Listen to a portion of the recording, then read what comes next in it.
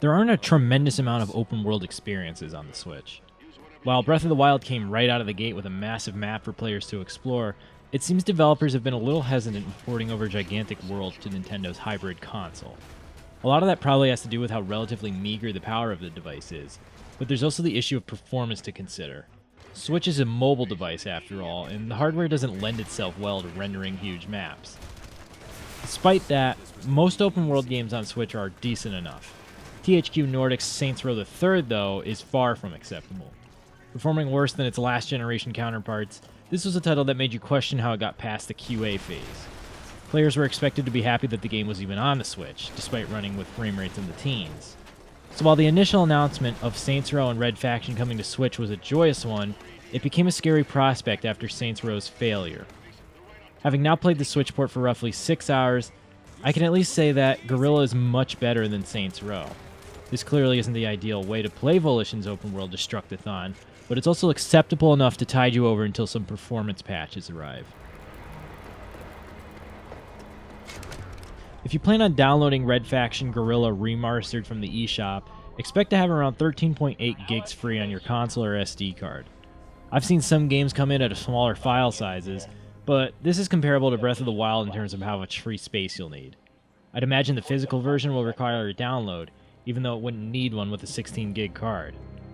As for how the game looks and runs, the biggest issue isn't with anything you can see. The audio is actually the worst component to Guerrilla. In-game it's a little muffled and low, but cutscenes sound overly compressed and blast out at a much louder volume than gameplay.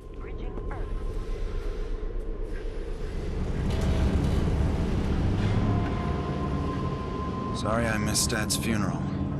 Things here have been hard. No one expected you to come halfway across the system. On the Switch's speakers, the audio is okay, but playing dock, it'll sound like your ears are clogged and someone is screaming at you. I don't think the cutscenes are really worth your time. The plotline of the game is pretty vague on any of the details, but they don't look or sound very good. Once you're in control, things are better. In quieter moments, Guerrilla maintains a decently solid 30 FPS cap.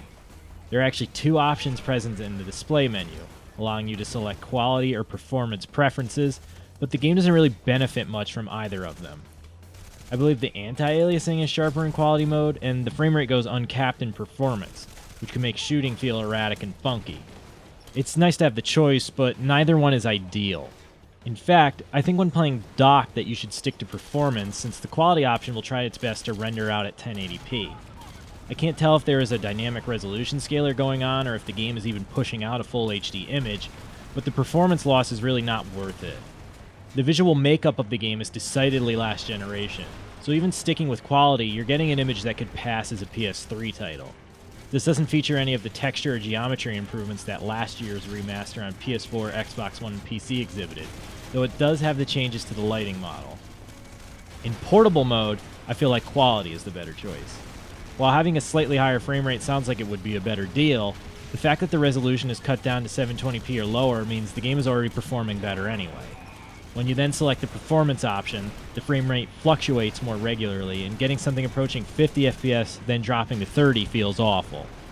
Quality doesn't completely solve that, as the game still tends to slow down a bit, but the differential is smaller and it makes everything feel smoother. As for how the game controls, you're given a decent amount of options to play with. Gyroscope aiming is in for people that like that, and even I have to admit it helps a ton. The Switch's Joy-Con are not good for making precise shots, and while Red Faction Guerrilla doesn't necessarily depend on accuracy, it sucks when you're trying to shoot down an enemy jet and you can't get the joystick's dead zones to cooperate. You can't rebind the rest of the keys, but the default scheme is acceptable and matches the other versions. In terms of content, everything from the other ports is here.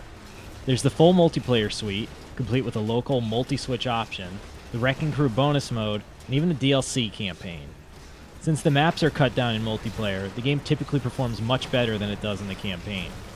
When selecting the performance option, you could sometimes even get 60 FPS playback, though that is a rarity.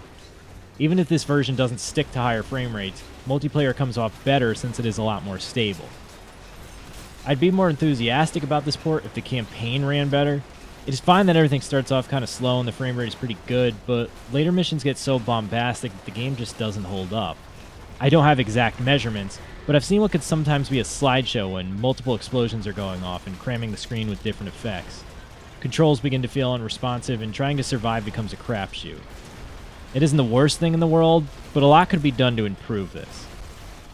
Still, this is much better than Saints Row on the platform, and it isn't even too far removed from the PS3 or 360 versions. In fact, Re-Mars-tered is more stable in its initial Switch port than last year's PS4 and Xbox One versions, crashing only once during my time with it. That's dramatically better than the 6 or 7 times I had on PS4. Again, it's not ideal and could always be improved, but you aren't getting a dud here. You'll just need to temper your expectations if you thought this would be the definitive version of the game, because that's not the case at all.